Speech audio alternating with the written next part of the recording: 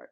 The purpose of this presentation here is to talk about job forecasting and the need to predict the future to create a job plan.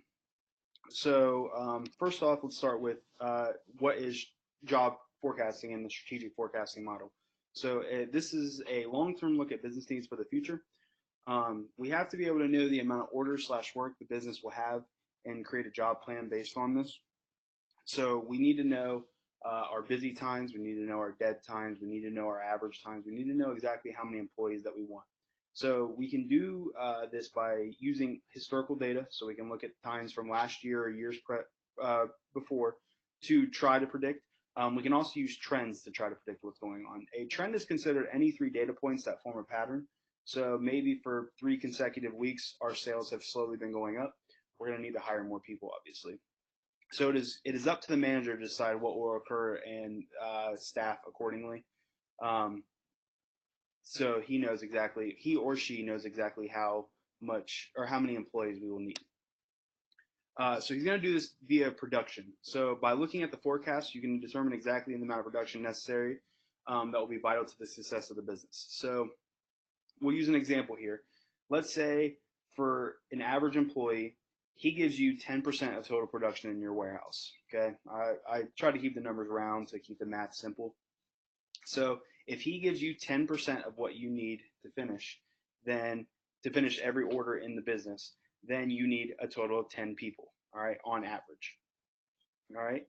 For busy times, the average employee only gives you 5% of the total production because there's a lot more work in the warehouse. You'll need to staff 20 people.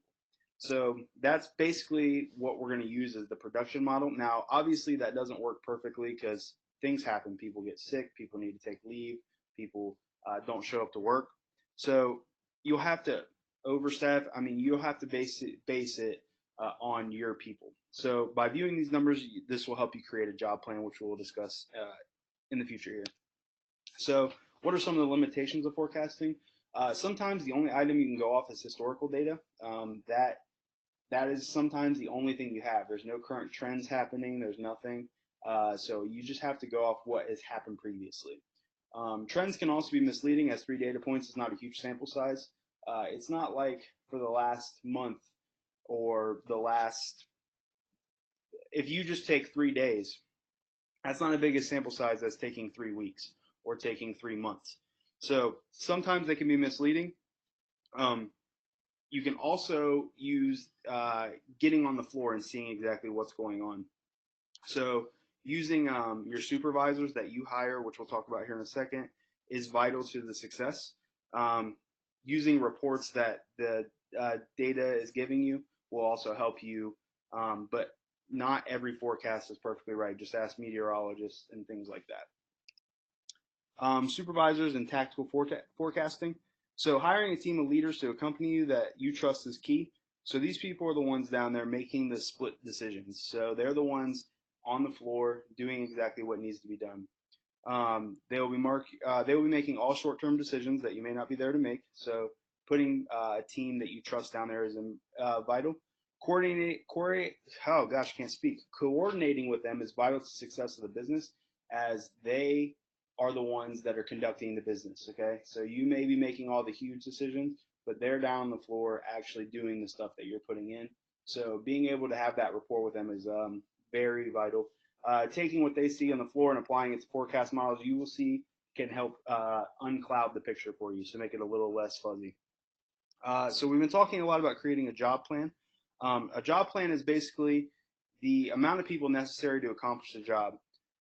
So like I said before, if we had an average person making 10% of the production and we need 10 people to fill that is a job plan. All right.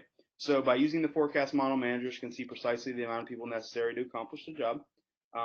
So again, this is all subjective. Not all forecasts are correct, but you'll need to make sure that you are staffing when appropriately. Mess up in the models can create over or under hiring, which could be detrimental to the business. So it is vital that you are constantly looking, constantly checking, constantly making sure that all of this seems right and that you're actually creating business needs. The last thing we got here is the common job plan. So what most companies use is hire when busy and let go when slow. So for example, a warehouse that gets a ton of orders during the holiday season will hire more seasonal workers to accommodate this, right? And then when those orders go back down, they will then cut those workers and then start again. So they're constantly hiring, firing, hiring, firing. Problem with the model is that the company has a lot of turnover and above average employees are used to training, causing a slowdown of work. So when these new workers come in, the above average employees or your best employees are now not doing their job. They're instead training these people, which is bringing down the total production. So that is not good. We also cause veteran employees' morale to diminish as the constant turnover is not good for them. So training, it has a negative effect on people, and always constantly change is never good. Most people like to be set in their ways, like to come to work, do their job, leave.